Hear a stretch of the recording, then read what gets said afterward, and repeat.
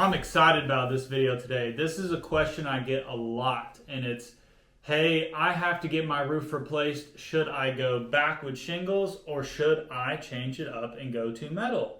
So in this video, I'm going to be doing an apples to apples comparison between your laminate shingles. So everybody's kind of main brand, whether using GAF, Atlas, Owens Corning, or Certainty, I'm going to go with their kind of mainline shingles that they use, their best value. And then as far as metal, I'm going to go with our panel, which is 26 gauge. So that's going to be your exposed fasteners. It's what I think is essentially comparable to a laminate shingle and the different benefits. The way when I compare them side by side, it's a more accurate comparison as far as cost and everything.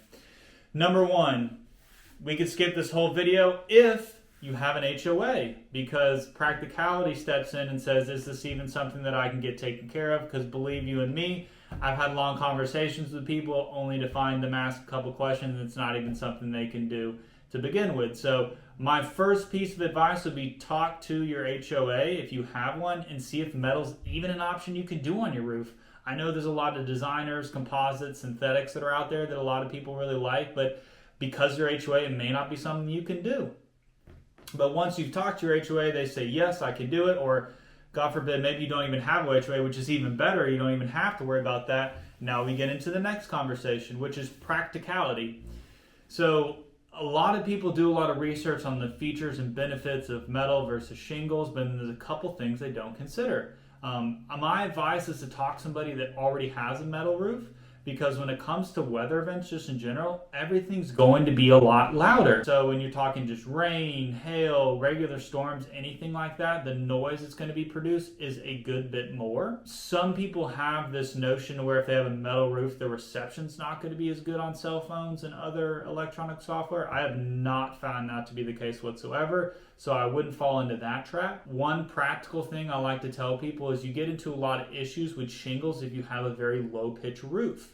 So you would have to have an app on your phone or have a professional to come out and look. But if your roof is around like a 2 to 4 pitch, there's a lot of products you can do on the shingle side that just don't last a long time. So if it is on the lower slope side, I usually recommend metal.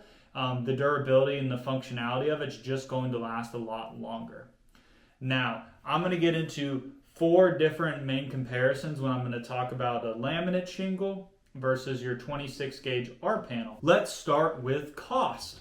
So a cost is going to be, I don't ever do this, but just to give you rough numbers, we're gonna do a per square price comparison. And I live in the North Metro Atlanta market. So your shingles are gonna run about $450 to $550 on average a square. Your metal is probably gonna be closer to like $550 to $750 a square. So in that aspect, it is comparable. There's less components to a metal roof typically, but keeping that in mind, the labor to install it's going to be a lot higher, especially if your roof is very cut up. It's a lot more labor intensive, a lot more cuts, a lot more longer length panels. So the ability to actually carry them up on the roof is going to be very different, and it's going to be a lot more difficult. So there's a lot of different factors that's going to drive up the labor price, which usually is going to make it a little bit higher.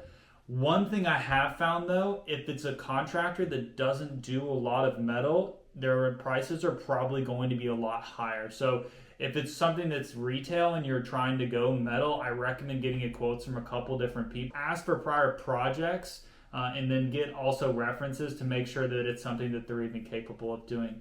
So I would give composite shingles $2 signs, and then your R panel about $3 signs. Next thing I want to get into is how much more weather resistant is it? So 2 of the biggest comparisons we can make is wind and then also hail.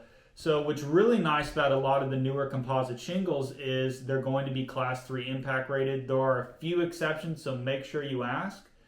Class 3 impact rated, which means it can withstand 1 3/4 inches of hail. The way they do this testing is they drop a steel ball that's 1 3/4 inches from 20 feet. If it doesn't fracture the matting, gets a green check mark, and then it passes the class 3, which can actually save you money on your insurance premiums. Sorry, just a little tidbit of information there.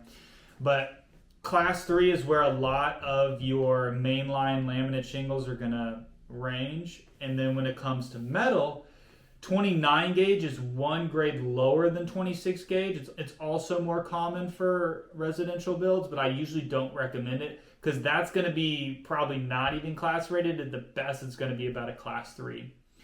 And then the 26 gauge R panel is really comparable to something called a class 4 impact rated shingle. Class 4 is going to up it another 1/4 inch, meaning it can withstand about 2 inches of hail.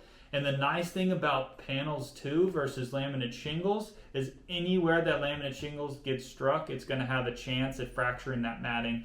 While on a metal panel, the only way you can structurally damage a metal panel with hail is if it actually hits one of the screws, the screw heads are around it, or on one of the ribs where now it has the ability to create an opening for water intrusion, versus if it just hits in the middle of the pan, sure, it's going to dent it, and sure, it's going to affect its ability to shed water a little bit, but it's not something that immediately has to get tarped or you immediately have to worry about, and it can usually withstand a good bit more damage.